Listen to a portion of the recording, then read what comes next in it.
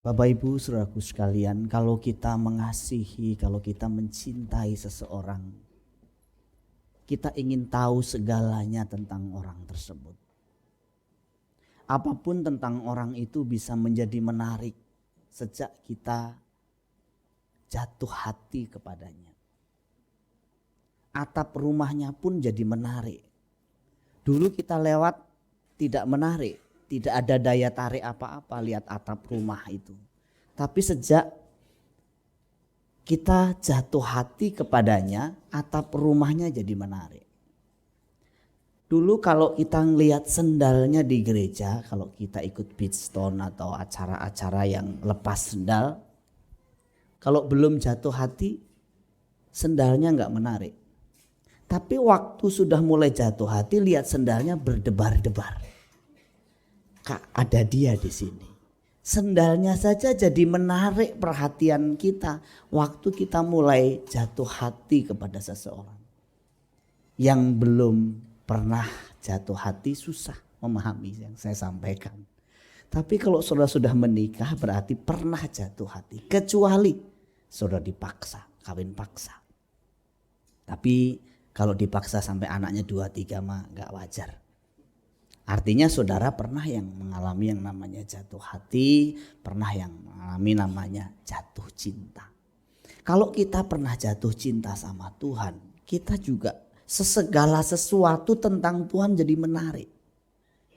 Kitab Imamat itu kitab yang membosankan bagi sebagian orang.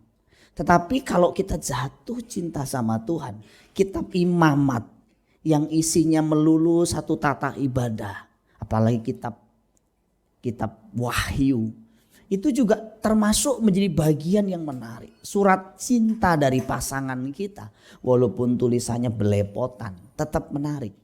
Kadang-kadang kita sengaja cari artinya, apalagi kalau orang Jawa ya. Orang Jawa, orang Batak pacaran sama orang Jawa. Terus ditulis di akhir kalimatnya, aku tresno karo sampean.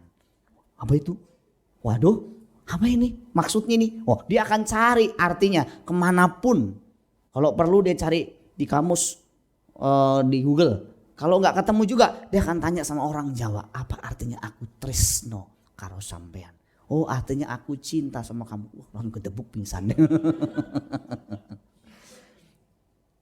Harusnya kalau kita mencintai Tuhan, kita mulai mencari tahu semua hal tentang Tuhan yang kita anggap kekasih hati kita. Semua hal yang menarik yang kita ingin senangkan dia. Karena kalau kita sudah mengerti keinginan pasangan kita, orang kita cintai, kan kita cenderung ingin menyenangkannya. Misalnya kita ingin tahu tanggal ulang tahunnya tanggal berapa, kita ingin belikan sesuatu yang dia suka. Misalnya dia suka mangga, wah kita beliin mangga mah kecil. Dia suka ini nih, suka mutiara, nah itu berat itu. Suka boneka masih lumayan. Suka makan kuliner makanan tertentu masih mungkin terjangkau. Jadi kita pengen apapun yang menyenangkan orang yang kita cintai, kita rela, kita bela-belain. Kenapa kalau sama Tuhan kita nggak begitu? Katanya kita mencintai Tuhan. Katanya kita mengasihi Tuhan, harusnya kan kita juga seperti itu. Apa yang selama ini menggerakkan hidup kita, Bapak Ibu? Apa yang membuat kita bangun pagi dan melakukan sesuatu? Apa yang membuat kita bergetar hati kita untuk mengerjakan sesuatu setiap pagi? Nah, hidup manusia ini pada dasarnya memang digerakkan oleh sesuatu. Rick Warren dalam bukunya The Purpose Driven Life mencatat mengenai 5-6 hal yang menggerakkan kehidupan manusia. Ada orang-orang yang digerakkan dengan rasa bersalah. Ke gereja juga digerakkan rasa bersalah. Kalau nggak ke gereja nanti kan merasa bersalah. Ada orang digerakkan dengan kebencian. Aku nggak suka sama orang. Bangun pagi juga udah nggak suka sama orang. Jangan-jangan dia ada di gereja hari ini kalau orang nggak mau lihat mukanya. Nah itu kan digerakkan oleh kebencian. Ada orang digerakkan oleh ketakutan, waduh nanti besok gimana, nanti gimana. Kerja keras pun ke gereja pun juga digerakkan karena ketakutan. Takut masuk neraka, takut dihukum, takut nanti nanti ditelepon sama pendetanya. Takut yang menggerakkan hidupnya. Ke sekolah, kerja juga takut yang menggerakkan hidupnya. Wah, kalaupun pacaran nikah juga takut nanti apa kata orang kalau nggak pacaran. Apa kata orang kalau aku nggak nikah. Ada orang digerakkan oleh materialisme. Segala hal yang bisa dibeli oleh uang. Orang juga cari duit karena di dalam duit dia mendapatkan sesuatu yang bisa membuat dia puas. Dengan uang dia bisa memuaskan seksnya. Dengan uang dia bisa memuaskan perutnya, lidahnya. Dengan uang dia bisa jalan-jalan kemana-mana memuaskan matanya. Intinya satu, materialisme. Nah, orang seperti ini kalau nggak ada uang kelihatan stresnya, gilanya. Ciri orang yang digerakkan oleh materialisme, cirinya kalau dia nggak punya uang, stres. Yang kelima, ada orang yang digerakkan oleh kebutuhan untuk diterima atau dihargai. Wah. Memang ini tidak bisa tidak ada dalam diri seorang pada level tertentu. Nah, kerja ke gereja supaya diterima. Minimal kalau saya di gereja kan diterima masyarakat, saya orang Kristen. Masa orang Kristen gak ke gereja? Kalau saya kerja dapat uang banyak, posisi saya oke kan, saya dihargai. Kalau naik motor sama naik mobil kan beda masuk perumahan. Kalau naik motor tuh kayaknya terkutuk banget. Terkutuklah orang pakai helm. Terutama di depan mata satpam. Satpam tuh kalau naik motor tuh kayaknya benci gitu. Orang naik mobil tuh apalagi mobilnya bagus ya. Belum 200 meter udah dibuka. Tapi kalau motor udah datang udah depan seolah-olah nggak ngelihat. Ada orang loh kayak orang nggak dilihat. Makanya gimana caranya aku cari duit, gimana caranya supaya aku dihargai orang. Orang biar menghargai saya. Nah itu orang digerakkan oleh diterima atau dihargai. Atau yang keenam, digerakkan oleh kehendak Allah atau tujuan Allah di dalam hidupnya.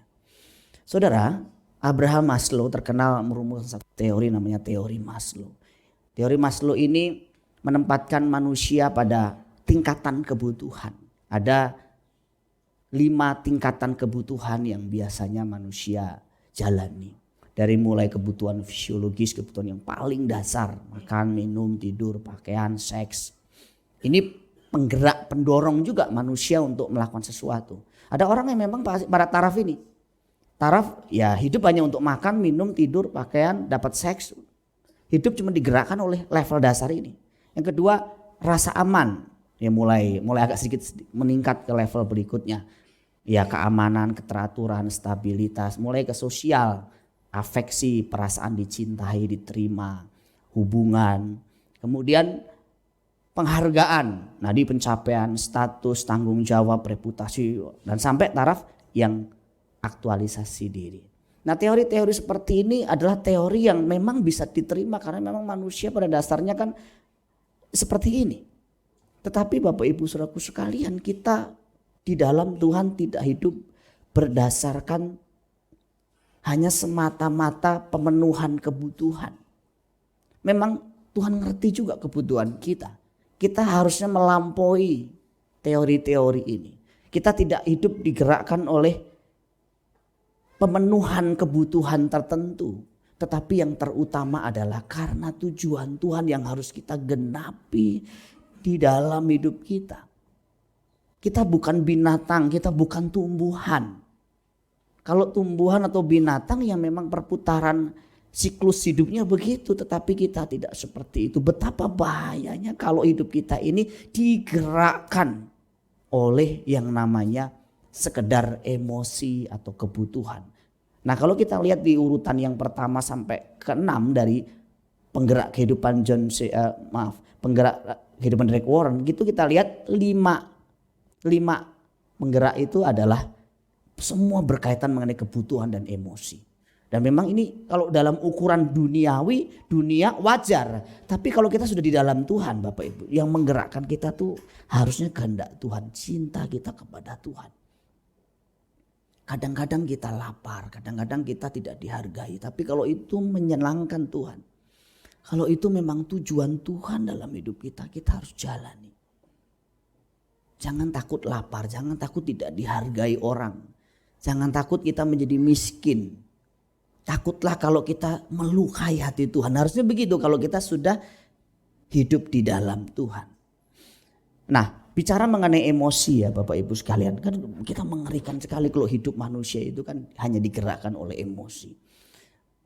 Ada 3 emosi dasar menurut John B. Watson. Menurut dia 3 emosi dasar manusia itu takut, marah, kasih. Nggak mungkin manusia tidak punya 3 emosi ini. Dan rata-rata manusia memang digerakkan ini, nggak sepenuhnya buruk ini. Tapi kalau ini tidak disertai dengan nilai-nilai kebenaran yang lengkap, yang utuh, jadi salah. Misalnya takut bisa benar, bisa salah. Marah bisa benar, bisa salah. Nanti kita bahas. Kasih bisa salah, bisa benar. Tetapi kalau menurut Richard Ciwarga, dia menyebutkan ada 4. Bahagia, takut, sedih, marah. Nah, saya belakangan ini nggak tahu apakah mungkin karena zaman media sosial ya. Beda dengan zaman saya waktu masih kecil, kan mesti lihat berita. Beritanya juga biasanya berita jam 7. Jam 7 itu kalau TVRI berita apa ya dulu? TV nasional. Hah? Kalau jam 9 kan berita dunia dan berita. Nah, kalau jam 7 kan itu berita apa tuh? Itu kan beritanya juga disaring kan. Mulai setelah saya agak remaja namanya Pos Kota. Wah, itu kan pembunuhan, perkosaan, beritanya begitu, kecelakaan. Nah sekarang zaman media sosial, waduh itu terbuka sekali. Betapa mengerikan, saya perhatiin ya, orang yang hidupnya dikendalikan oleh emosi. Rasa kesal yang gak bisa dikendalikan, rasa marah yang gak bisa dikendalikan, itu mengerikan. Manusia sudah kembali seperti zaman purba lagi, sudah kayak binatang. Sekarang ini udah benar-benar lebih mengerikan. Saya membaca beberapa berita, ini hanya beberapa contoh saja ya, mengenai seorang yang gara-gara kesel sering diejek sama temennya gitu ya di daerah Majalengka, dibunuh temennya. Itu sekarang orang gitu, ngejek saja itu bisa, efeknya itu bisa sampai fatal, orang bisa bunuh. Beberapa waktu lalu kita dikejutkan juga dengan satu kasus di Bekasi mengenai satu keluarga yang dibunuh, termasuk anaknya. Ini apa sih kalau kita lihat cerita beritanya kan sederhana ya. Dia gara-gara ya dalam berita itu yang saya cuma mengutip apa yang berita sampaikan. Bahwa dia mau nginep dan kemudian ada satu kalimat atau kata dari orang yang tuan rumahnya berkata, kamu tidur di belakang sana, kamu bau. Dan kata-kata begitu aja orang bisa langsung, ya seperti kalau sekarang ada istilah baper ya. Langsung langsung melo, diresepi nih ya, saya bau ya. Oh iya, saya bego ya. Ditambah-tambahin sendiri.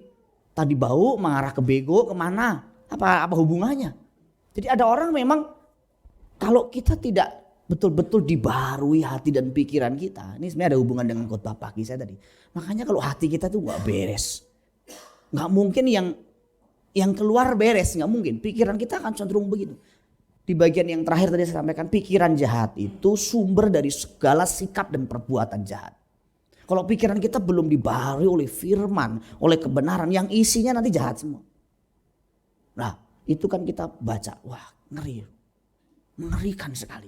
Kita seolah-olah sekarang tuh orang bunuh orang tuh kayak bunuh tikus. Orang bunuh orang tuh kayak bunuh kecoa. Terus kemudian ada satu kasus keluarga lagi yang dibunuh, juga dibantai, dalam diikat hidup-hidup dilempar ke sungai. Itu gara-gara juga diledek katanya. Karena dia merasa diejek, dihina gitu, dibilang pasukan gajah. Pasukan gajah wis teko, tuyul. Itu aja dia gak bisa terima dan kemudian dilakukan tindakan itu. Bukan berarti menghina, bukan berarti ngomong salah itu dibenarkan. Nah itu nanti juga ada bagian lagi yang harus kita benerin hidup kita. Makanya tadi saya bilang kalau hati kita jahat yang keluar jahat. Jadi salah kalau ada orang ngomong gini, ya dia cuma mulutnya doang yang jahat, hati mah baik. Enggak, itu enggak alkitabiah, itu salah itu. Dari hati yang jahat keluar mulut jahat. Makanya kalau hati kita jahat ya harus dibersihin hati kita. Minggu depan di bagian khotbah pagi saya membahas nanti bagaimana mengurus hati kita yang jahat. Ini penting. Jangan kita cuma urus fisik, urus hati kita juga yang jahat. Supaya yang keluar bersih juga, yang keluar benar juga. Kemudian beberapa kasus yang saya baca juga ada seorang mahasiswa yang tewas gantung diri karena skripsinya ditolak. Karena beberapa kali ditolak bunuh diri. Mas Iwan juga ditolak ya? Skripsinya Mas. Tapi gak bunuh diri ya. Awas ya bunuh diri. Gak ketemu aku nanti di sono. Ini beberapa kali Mas Iwan ditolak kan bab 1. Kemudian gak selesai dia S1-nya. Ngambek dia, baper dia. Nggak selesai. Saya bilang selesaiin lah mas. Nah namanya skripsi ditolak itu biasa. Ya pria ditolak wanita juga biasa. Jadi jangan sekali ditolak langsung mana baygon, mana tali. Gak usah lah, biasa aja. Nah, makanya kita juga harus bisa menyingkapi kehidupan ya. Kan saya baca juga ini melainkan Kristus di dalamku, melainkan Kristus di dalamku, melainkan Kristus di dalamku.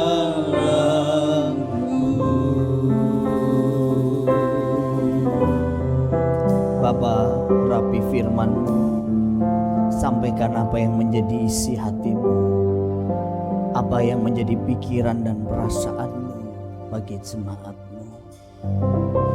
Urapi hamba-Mu yang Tuhan telah persiapkan dan setiap kami yang siap untuk mendengarkannya. Di dalam nama Tuhan Yesus Kristus kami mengucap syukur, kami berdoa. Amin. Bapak Ibu dipersilahkan duduk. Selamat siang. Shalom. Bapak Ibu saudaraku sekalian, kalau kita mengasihi, kalau kita mencintai seseorang, kita ingin tahu segalanya tentang orang tersebut. Apapun tentang orang itu bisa menjadi menarik sejak kita jatuh hati kepadanya. Atap rumahnya pun jadi menarik. Dulu kita lewat tidak menarik, tidak ada daya tarik apa-apa lihat atap rumah itu. Tapi sejak kita jatuh hati kepadanya, atap rumahnya jadi menarik. Dulu kalau kita ngelihat sendalnya di gereja, kalau kita ikut Beachstone atau acara-acara yang lepas sendal, kalau belum jatuh hati, sendalnya nggak menarik. Tapi waktu sudah mulai jatuh hati, lihat sendalnya berdebar-debar. Kak, ada dia di sini. Sendalnya saja jadi menarik perhatian kita waktu kita mulai jatuh hati kepada seseorang. Yang belum pernah jatuh hati susah memahami yang saya sampaikan. Tapi kalau saudara sudah menikah berarti pernah jatuh hati. Kecuali saudara dipaksa, kawin paksa. Tapi kalau dipaksa sampai anaknya 2-3 mah gak wajar.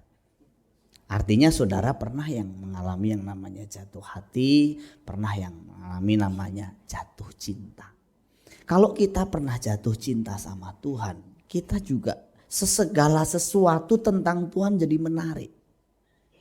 Kitab Imamat itu kitab yang membosankan bagi sebagian orang. Tetapi kalau kita jatuh cinta sama Tuhan, kitab Imamat yang isinya melulu satu tata ibadah, apalagi kitab Wahyu, itu juga termasuk menjadi bagian yang menarik. Surat cinta dari pasangan kita, walaupun tulisannya belepotan, tetap menarik. Kadang-kadang kita sengaja cari artinya, apalagi kalau orang Jawa ya. Orang Jawa, orang Batak pacaran sama orang Jawa. Terus ditulis di akhir kalimatnya, aku tresno karo sampean. Apa itu? Waduh, apa ini? Maksudnya ini? Oh, dia akan cari artinya kemanapun. Kalau perlu dia cari di kamus, di Google. Kalau nggak ketemu juga, dia akan tanya sama orang Jawa, apa artinya aku tresno karo sampean? Oh, artinya aku cinta sama kamu. Langsung kedebuk pingsan. Harusnya kalau kita mencintai Tuhan, kita mulai mencari tahu semua hal tentang Tuhan yang kita anggap kekasih hati kita. Semua hal yang menarik yang kita ingin senangkan dia. Karena kalau kita sudah mengerti keinginan pasangan kita, orang kita cintai, kan kita cenderung ingin menyenangkannya. Misalnya kita ingin tahu tanggal ulang tahunnya tanggal berapa, kita ingin belikan sesuatu yang dia suka. Misalnya dia suka mangga, wah kita beliin mangga mah kecil. Dia suka ini nih, suka mutiara, nah itu berat itu. Suka boneka, masih lumayan. Suka makan kuliner makanan tertentu, masih mungkin terjangkau. Jadi kita pengen apapun yang menyenangkan orang yang kita cintai. kita rela, kita bela-belain. Kenapa kalau sama Tuhan kita nggak begitu? Katanya kita mencintai Tuhan. Katanya kita mengasihi Tuhan, harusnya kan kita juga seperti itu. Apa yang selama ini menggerakkan hidup kita, Bapak Ibu? Apa yang membuat kita bangun pagi dan melakukan sesuatu? Apa yang membuat kita bergetar hati kita untuk mengerjakan sesuatu setiap pagi? Nah, hidup manusia ini pada dasarnya memang digerakkan oleh sesuatu. Rick Warren dalam bukunya The Purpose Driven Life mencatat mengenai 5-6 hal yang menggerakkan kehidupan manusia. Ada orang-orang yang digerakkan dengan rasa bersalah. Ke gereja juga digerakkan rasa bersalah. Kalau nggak ke gereja nanti kan merasa bersalah. Ada orang digerakkan dengan kebencian. Aku nggak suka sama orang. Bangun pagi juga udah nggak suka sama orang. Jangan-jangan dia ada di gereja hari ini kalau orang nggak mau lihat mukanya. Nah itu kan digerakkan oleh kebencian. Ada orang digerakkan oleh ketakutan, waduh nanti besok gimana, nanti gimana. Kerja keras pun ke gereja pun juga digerakkan karena ketakutan. Takut masuk neraka, takut dihukum, takut nanti ditelepon sama pendetanya. Takut yang menggerakkan hidupnya. Ke sekolah, kerja juga takut yang menggerakkan hidupnya. Wah, kalaupun pacaran nikah juga takut nanti apa kata orang kalau nggak pacaran. Apa kata orang kalau aku nggak nikah. Ada orang digerakkan oleh materialisme. Segala hal yang bisa dibeli oleh uang. Orang juga cari duit karena di dalam duit dia mendapatkan sesuatu yang bisa membuat dia puas. Dengan uang dia bisa memuaskan seksnya. Dengan uang dia bisa memuaskan perutnya, lidahnya. Dengan uang dia bisa jalan-jalan kemana-mana memuaskan matanya.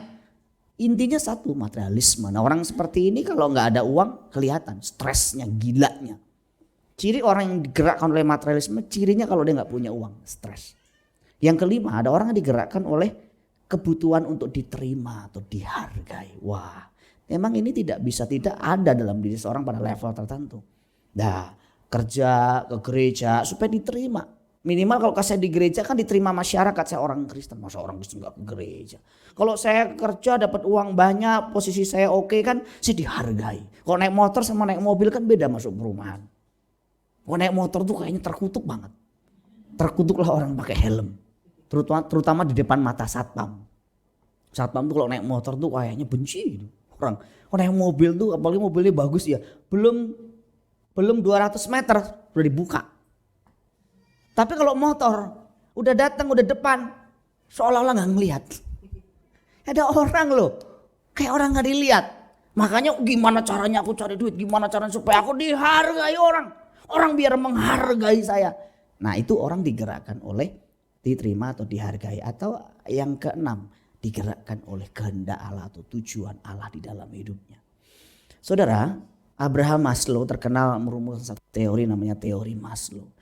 Teori Maslow ini menempatkan manusia pada tingkatan kebutuhan. Ada 5 tingkatan kebutuhan yang biasanya manusia jalani. Dari mulai kebutuhan fisiologis, kebutuhan yang paling dasar, makan, minum, tidur, pakaian, seks. Ini penggerak, pendorong juga manusia untuk melakukan sesuatu. Ada orang yang memang pada taraf ini. Taraf ya hidup hanya untuk makan, minum, tidur, pakaian, dapat seks. Hidup cuma digerakkan oleh level dasar ini. Yang kedua, rasa aman. Ya mulai agak sedikit meningkat ke level berikutnya. Ya keamanan, keteraturan, stabilitas, mulai ke sosial. Afeksi, perasaan dicintai, diterima, hubungan, kemudian penghargaan, nah di pencapaian status, tanggung jawab, reputasi, dan sampai taraf yang aktualisasi diri. Nah teori-teori seperti ini adalah teori yang memang bisa diterima karena memang manusia pada dasarnya kan seperti ini. Tetapi Bapak Ibu Saudaraku sekalian, kita di dalam Tuhan tidak hidup berdasarkan hanya semata-mata pemenuhan kebutuhan. Memang Tuhan ngerti juga kebutuhan kita. Kita harusnya melampaui teori-teori ini. Kita tidak hidup digerakkan oleh pemenuhan kebutuhan tertentu. Tetapi yang terutama adalah karena tujuan Tuhan yang harus kita genapi di dalam hidup kita. Kita bukan binatang, kita bukan tumbuhan. Kalau tumbuhan atau binatang yang memang perputaran siklus hidupnya begitu, tetapi kita tidak seperti itu. Betapa bahayanya kalau hidup kita ini digerakkan oleh yang namanya sekedar emosi atau kebutuhan. Nah, kalau kita lihat di urutan yang pertama sampai ke-6 dari penggerak kehidupan penggerak kehidupan Rick Warren, gitu kita lihat lima penggerak itu adalah semua berkaitan mengenai kebutuhan dan emosi.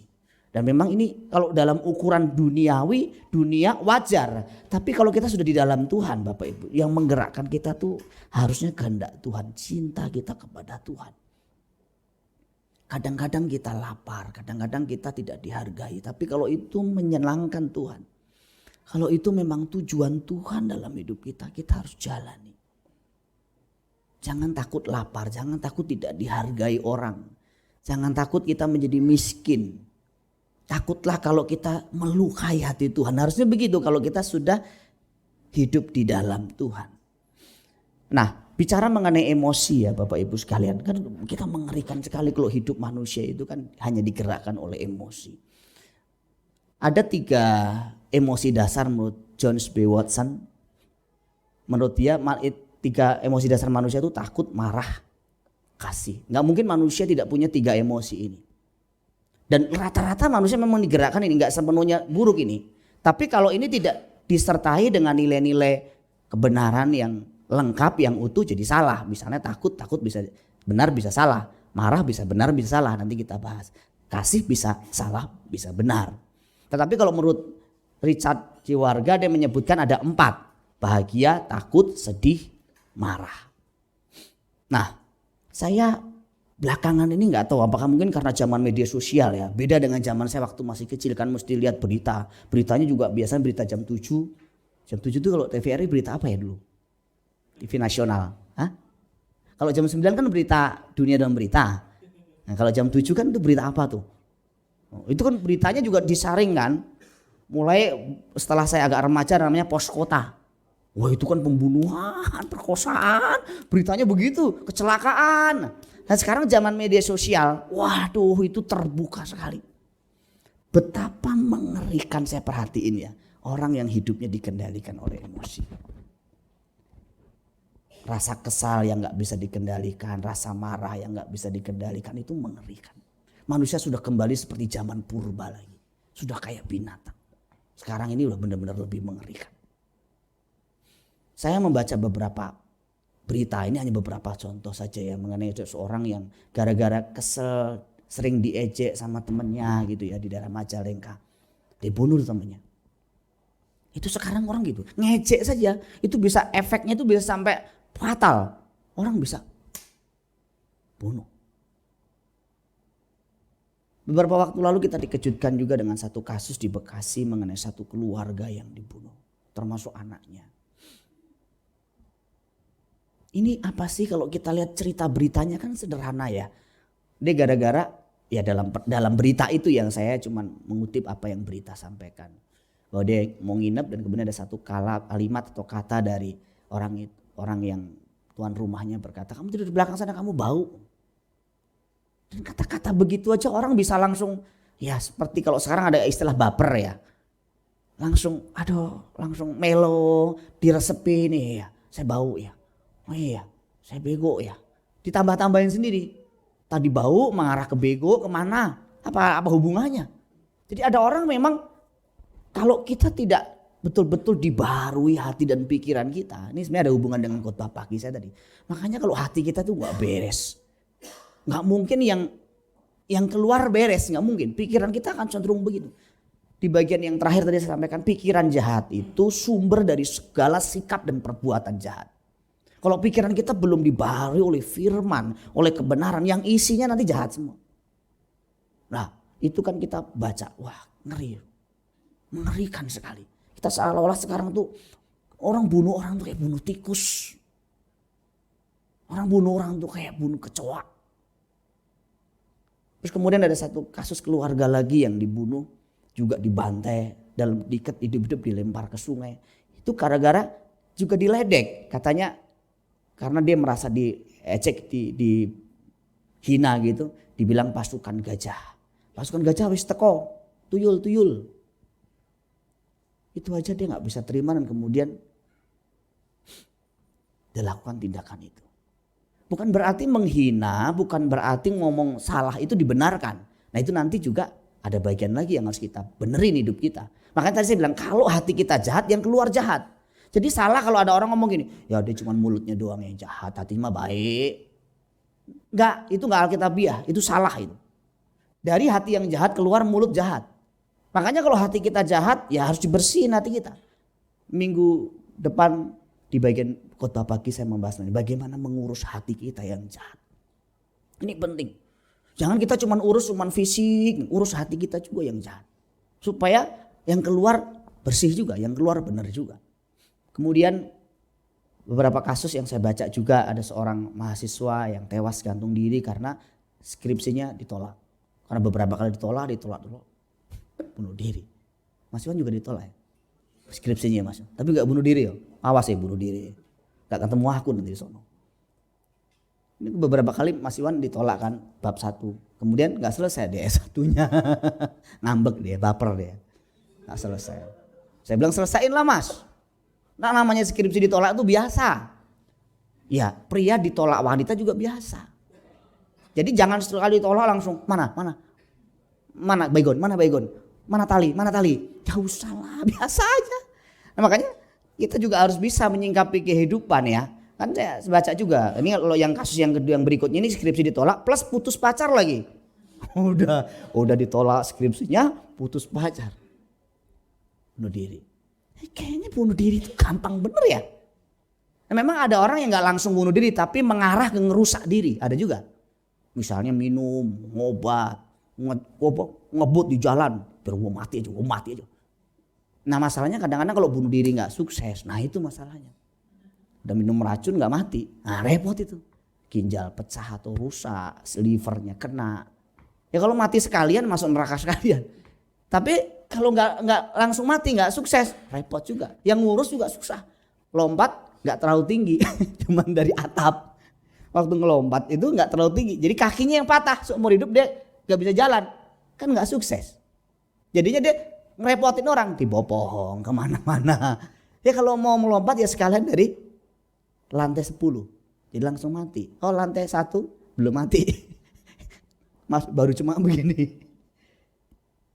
Yang terakhir yang saya beberapa kali ini beberapa contoh yang saya sebutkan cuma untuk mengingatkan kita.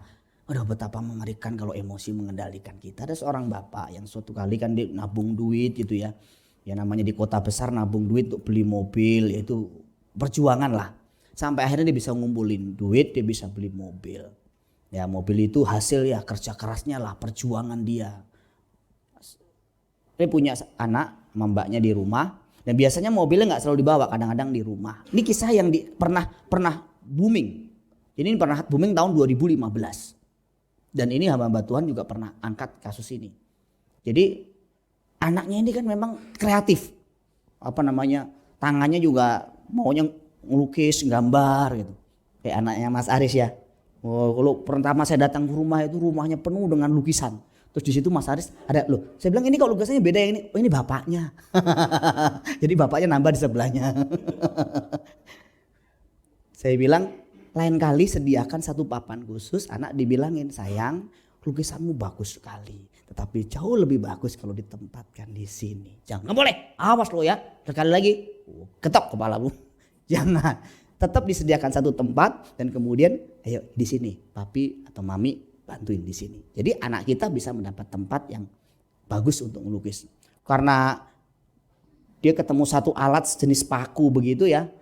Dia mau ngelukis karena tadinya mau di lantai, lantainya terbuat dari kayak marmer jadi warna-warna gitu, gak masuk. Akhirnya dia cari tempat yang cocok di mana. Wah, dia lihat papinya punya mobil. Kayaknya bagus nih. Nah, bener. Akhirnya dia bisa ngelukis di gambar papinya, gambar maminya. Wah seneng banget. Wah bagus nih, papi pasti seneng nih pulang nih. Papinya pulang. Pertama-tama biasanya orang kalau beli mobil baru gitu ya dilihat mobilnya ya. Bukan anaknya, mobilnya dilihat. Mobil gue hari ini kehujanan kan ya. Waktu dilihat mobilnya, wah dia kaget. Kenapa ini?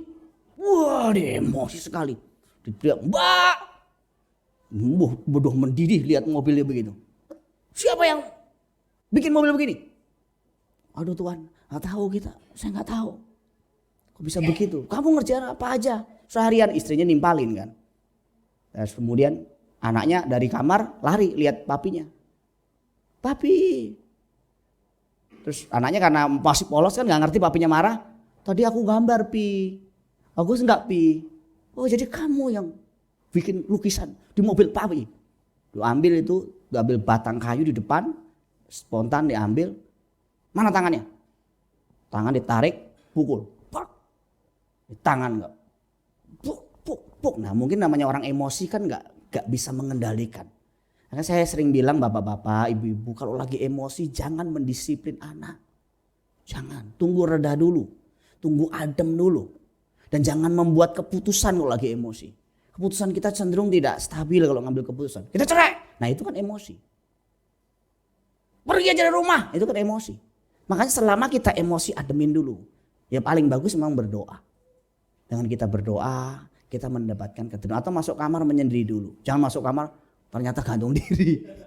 Ya. Terus kemudian karena dipukul dengan tekanan yang tidak diukur. Termasuk kanan kiri nih. Ya anaknya kesakitan, tapi udah begitu papanya mau kasih pelajaran. Udah tidur sama mbak hari ini. Akhirnya memang anaknya tidur sama mbak. Tapi mbaknya waktu mandiin anaknya sudah nangis karena tangannya kan sudah merah-merah. Udah luka-luka. Terus besoknya berapa hari aja, 2-3 hari gitu demam, riang. Dibawa ke ngomong sama nyonyanya, tuannya bilang, yaudah kasih ini aja, kasih balsem aja, dikasih ini, nanti gak apa-apa itu. Sekarang sudah ke hari ketiga atau berapa, kemudian dibawa ke klinik. Wah klinik bilang, wah ini nggak bisa nih Nana udah mana-mana. Saya bilang cepat harus ke rumah sakit ini, harus ambil tindakan cepat. Nah, sampai di rumah sakit, dokter bilang, wah ini nggak bisa. Nana sudah menyebar kemana-mana, pilihan terakhir cuma diamputasi. 2 tangannya diamputasi dari sini ke sini. Ini kisah nyata loh, sudah masuk di vlog, sempat booming ini.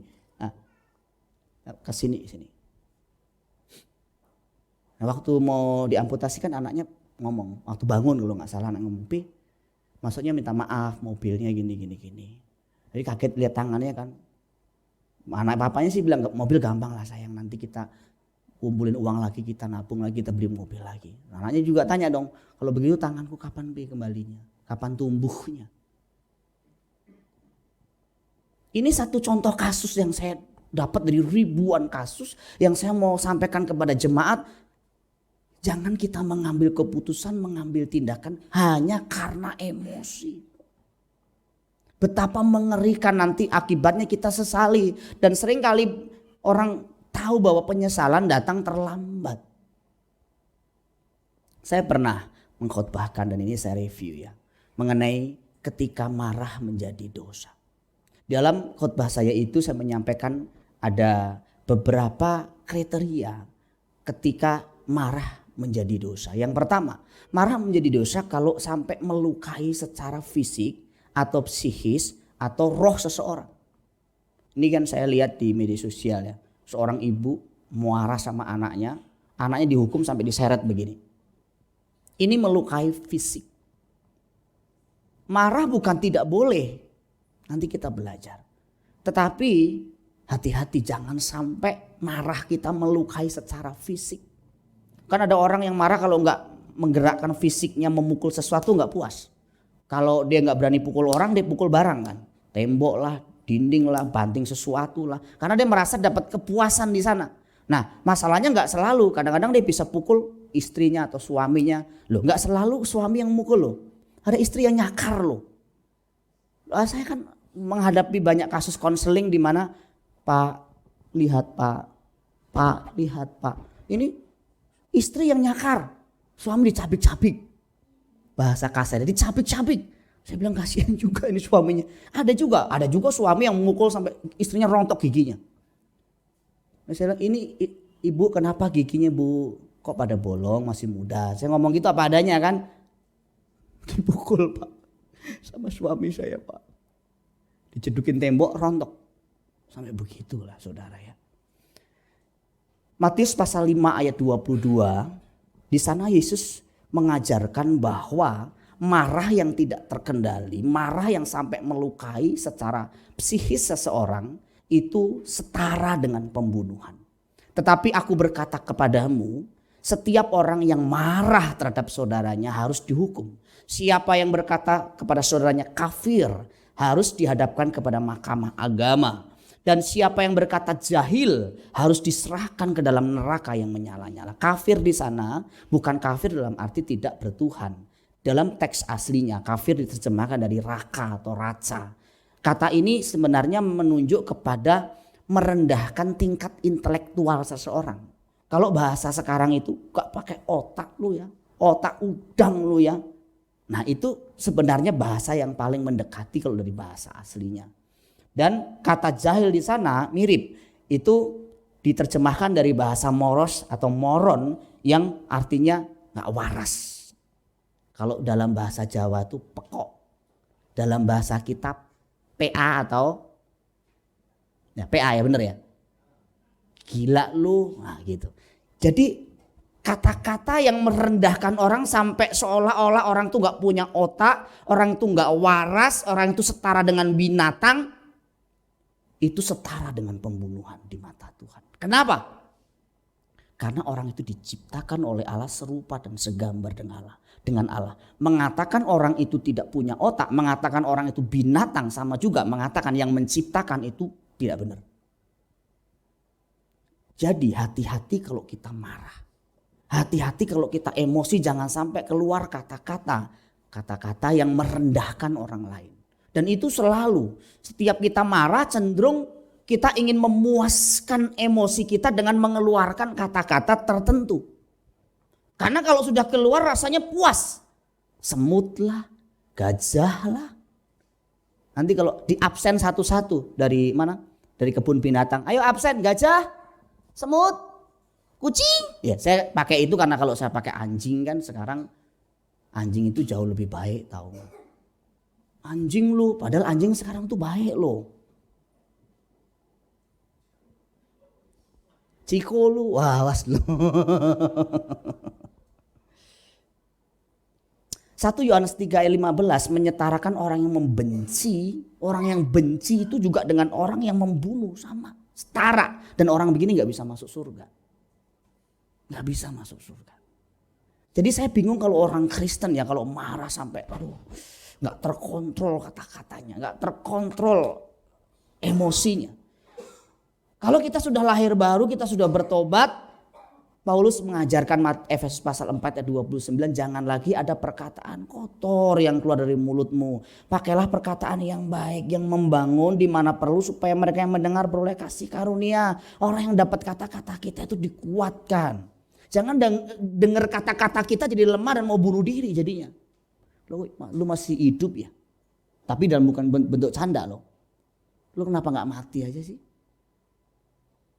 Orang kata-kata itu mbok yang menguatkan, gimana sehat, baik-baik. Ketemu orang gitu ya, lagi makan, lama gak ke gereja gak ketemu. Natal aja datang, ada makanan aja lu datang. Ini kata-kata orang kayak silet, tahu ya? Sekali ngomong tuh sluk gitu, sluk. Jarang ngomong, sekali ngomong, zep. Candaan juga harus dikontrol. Candaan juga harus dikontrol. Jangan kebablasan juga. Ada orang-orang tertentu saya lihat di gereja ini memang enak dicandain. Bahasa kasarnya enak dibuliin. Mukanya Randy itu biasanya kan dibuliin ya. Akyong. Saya lihat ya, tapi ya harus ada tetap batasan-batasan kesantunan. Apalagi di depan orang yang tidak kenal Tuhan, harus dijaga.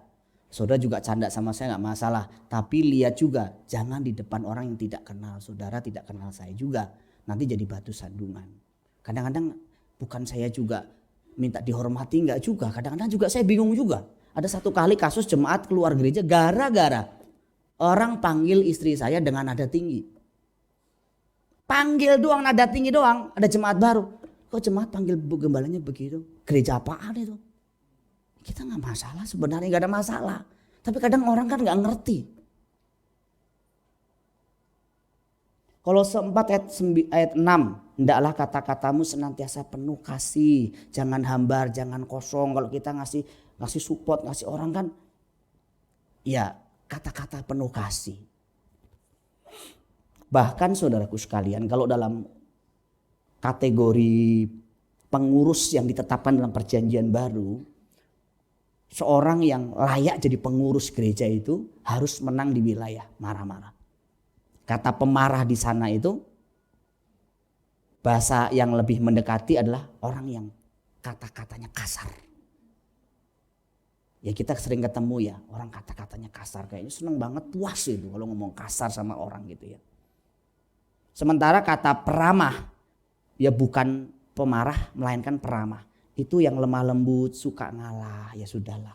Kalau istri lagi tinggi nadanya suami ya sudahlah gitu loh. Jangan istri tinggi nadanya 10, suami gak mau kalah 12. Istri gak mau kalah lagi 14. Suami gak mau kalah lagi 20. Akhirnya meledak, bom. Karena kita harus ngerti kalau satu lagi tinggi tegangan, satu lagi tinggi nadanya, satu harus ngalah. Gak bisa menang-menang, saya suami, nanti saya direndahkan orang. Enggak lah, enggak begitulah. Tapi istri-istri juga jangan kurang ajar lah. Melihatlah suamimu itu kan bagaimanapun dia adalah otoritasmu. Tapi juga suami-suami jangan gila hormat lah. Kita saling ngerti lah, memahami lah. Karena kan berkeluarga. Marah menjadi dosa kalau dilakukan atas dasar emosi, atas dasar harga dirinya yang kesentuh, bukan karena edukasi. Kita kan sering kali marah bukan karena sisi edukasi. Kan ada orang bilang, tapi Tuhan Yesus pernah marah tuh Pak. Nah tunggu dulu. Tuhan Yesus marah itu unsur edukasi. Waktu dia mengambil cambuk dan kemudian dia mencambuk semua pedagang pasar. Dan kemudian membolak balikin meja penukar uang. Dia sedang memberikan satu nilai. Dan kalau lihat sejarahnya, lihat latar belakangnya, itu pedagang-pedagang ambil curang saudara. Itu korban-korban dijual dengan harga ratusan kali lipat. Mereka kalau beli di luar, misalnya harga burung merpati di luar 2.500. Kalau diserahkan kepada imam, imam bilang ini burungnya terluka nih. Burungnya gak sehat nih, gak boleh dipersembahkan. Ya sudah, balik lagi dia beli lagi. Belinya belum tentu dapat lagi. Tapi kalau beli di situ, beli di Bait Allah, itu langsung di ACC. Oke, silakan. Harganya kalau di luar 2.500, di situ harganya 2,5 juta. Ayo loh. Makanya Tuhan marah sekali. Kamu peres orang miskin ya. Kamu ambil untung dengan cara tidak pantas ya. Jadi kurang lebih bahasanya begitu. Jadi marahnya Tuhan Yesus beda dengan marahnya kita yang murni emosi. Murni karena harga diri kita gak mau kesinggung. Masa suami disuruh angkat kursi. Kalau misalnya istri bilang, Pi tolong dong bantuin itu, bawain itu Pi. Bawain bawaan kalau di pasar kan bawa barang banyak. Malu lah suami bawa barang begitu, apaan sih? Ngapain sih malu? Justru sebelum ditawarin, sebelum diminta, sini mah. Harus begitu dong. Karena laki-laki diberi secara fisik lebih kuat. Yang ngangkat sini, papi. Begitu dong. Walaupun saya sama istri saya lebih gede istri saya. Tapi kalau ada sesuatu yang dimana berat, saya dong. Ini, begitu. Ya jangan kebalik. Istri gini, mangkat gini. Udah kayak begini. Suami gini. Gak boleh. Makanya kita dikasih tubuh yang kuat. Bukan soal harga diri. Justru harga diri kita kelihatan di situ. Kita rendah hati apa enggak.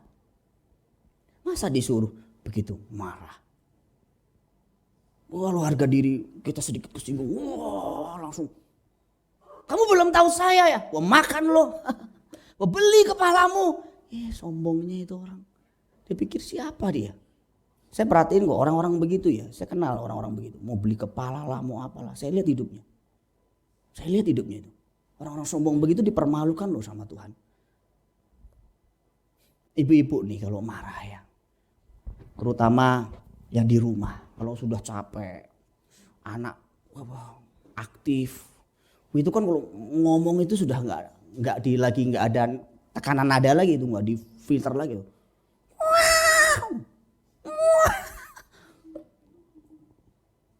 Sampai anak-anak itu kebal dengan suara keras. Kebal, kenapa? Karena anak-anak itu kan akan membiasakan diri. Misalnya kalau sekali kita nyuruh keras, anak kita tidak bisa disuruh dengan lembut. Harus keras terus. Terus kayak minum obat sakit kepala. 1 nggak mempan, 2 nggak mempan, 3 nggak mempan. Sampai adik saya minum 9. Bukan adik saya Parno, bukan Sadi, bukan. Dong yang di rumah ada Parsi. Sampai, sih kok minum 9 gimana? Minum kok 9? Karena udah nggak mempan lagi, 5 udah nggak mempan. Nah itu kan sudah salah. Nah ibu-ibu ya, sekali ibu-ibu teriak, bapak-bapak teriak, nanti dia nggak bisa lagi bahasa halus lagi, sayang. Makan, ayo makan yuk sayang yuk. Nggak akan dengerin. Karena udah biasa makan. Nggak bisa lagi makan sayang, nggak bisa. Suami-suami kalau nyuruh istri juga galak kasar, dia nggak bisa lagi rendah, nggak bisa. Tapi jarang sih, yang biasa yang ada istri nyuruh suami galak. Sekarang zaman emansipasi, bukan emansipasi, emansipasi. Sekarang ibu-ibu lebih galak daripada suami. Suami begini, iya mama, iya, nggak boleh juga loh. Gak boleh. Suami-suami itu upahmu besar di surga kalau begitu. Tapi ibu-ibu gak boleh, dosamu besar. Suami upahnya besar, ibu-ibu dosanya besar. Loh saya ngomong begitu apa adanya iya. Di SBC ada gak? Gak ada. SBC baik-baik semua. Gak ada yang ngaku maksudnya. Apalagi latar belakang kita memang udah biasa begitu. Jangan nanti anakmu kalau melihat kamu begitu lama-lama gak mau kawin, gak mau nikah. Saya itu telah melihat banyak kasus di mana anak-anak gak mau kawin, gak mau nikah gara-gara emaknya galak sama bapaknya. Emaknya galak. Jadi akhirnya dia bilang, gak mau ah. Aku gak mau. Daripada aku nikah nanti ketemu sama pasangan yang, kalau di cewek nih ya, kalau di cowok nih, pasangan yang ini, mending saya gak nikah lagi. Dan sebaliknya, waduh mengerikan. Bapak-bapak juga begitu. Jangan ucapkan kata-kata yang buruk, kata-kata yang menyakiti hati anakmu. Efesus pasal 6 ayat 4. Dan kamu bapak-bapak janganlah bangkitkan amarah dalam hati anak-anakmu. Tetapi didiklah mereka dalam ajaran dan nasihat Tuhan. Membangkitkan kasih sayang itu susah. Membangkitkan marah dan benci kepada anak itu gampang. Bapak-bapak dengerin ya. Bikin anakmu sakit hati itu gampang. Bikin anakmu senang dan menyukai engkau, dekat dengan engkau itu susah. Jadi kalau saya perhatiin nih ya, ada anak tidak dekat sama bapaknya. Sering saya tanya kok. Saya sering tanya secara langsung. Dekat nggak sama bapaknya? Oh enggak, dekat sama maknya doang. Saya biasanya cari bapaknya. Saya konselingi khusus. Anak saya dua-duanya lengket dengan saya. Daryl sampai sekarang kalau tidur masih dipeluk papanya. Umur 10 tahun. Theo umur 10 tahun masih saya peluk. Walaupun hampir gak nyampe. Kemana masih nempel. Umur 10 tahun tuh Theo masih nempel loh. Nempel kemana-mana. Itu berarti bagus. Bagus kalau seorang anak dekat sama bapak. Dia dapat figur. Bagus. Tapi kalau anakmu bapaknya pulang. Hari mau pulang. Bahaya. Kalau sudah pulang anakmu kemudian sudah kayak ciut. Udah gak merasa nyaman, bahaya. Berarti bapak-bapak telah membangkitkan kebencian, dendam kepada anak-anak. Suami istri juga begitu kalau marah. Saya perhatiin ya, unsur mendidiknya itu jarang dipakai. Yang ada cuma emosi, harga diri, kekerasan. Tapi Pak kalau marah mana ada sih unsur mendidik? Mana ada sih gak emosi? Ada. Kalau hidup kita, pikiran kita dipenuhi oleh kebenaran.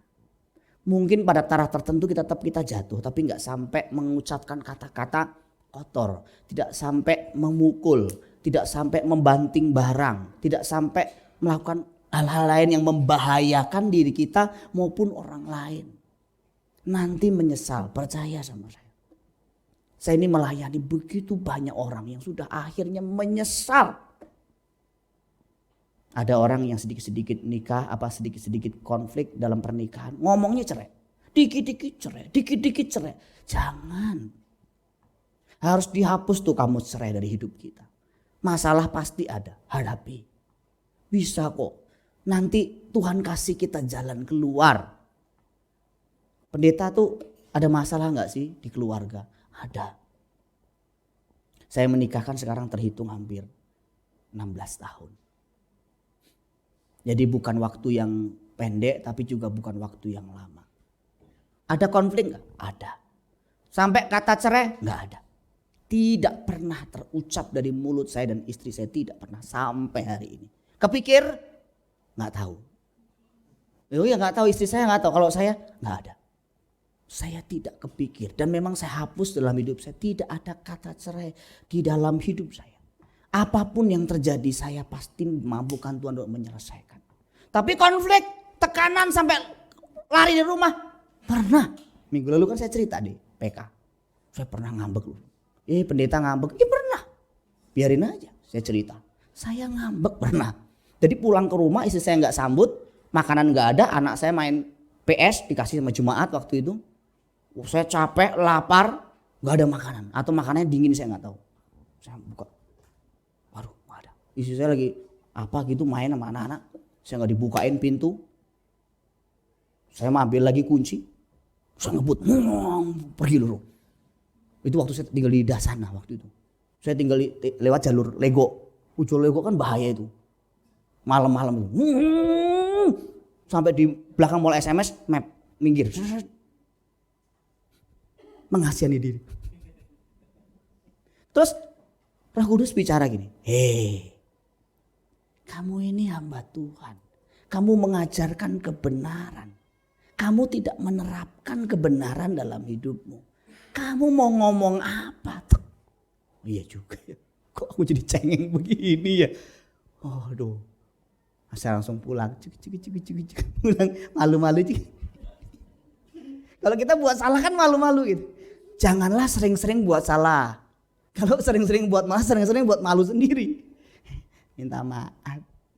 Saya salah. Tapi mendingan ya. Ada orang kan sampai nggak pulang. Sampai nggak pulang, bener-bener nggak pulang. Berapa hari, sampai bahkan main perempuan. Nah ini contoh-contoh hidup yang dikendalikan oleh emosi yang buruk. Yang ketiga, jika dendam, jika marah itu sampai menjadi dendam. Itu sebabnya dalam Efesus pasal 4 ayat 26, apabila kamu menjadi marah, jangan kamu berbuat dosa.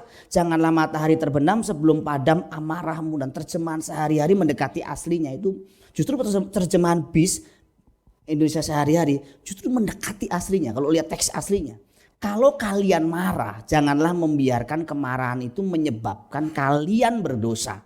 Janganlah marah sepanjang hari. Bagus ya terjemahannya. Marah sepanjang hari itu, sehari itu kita dibawa marah terus.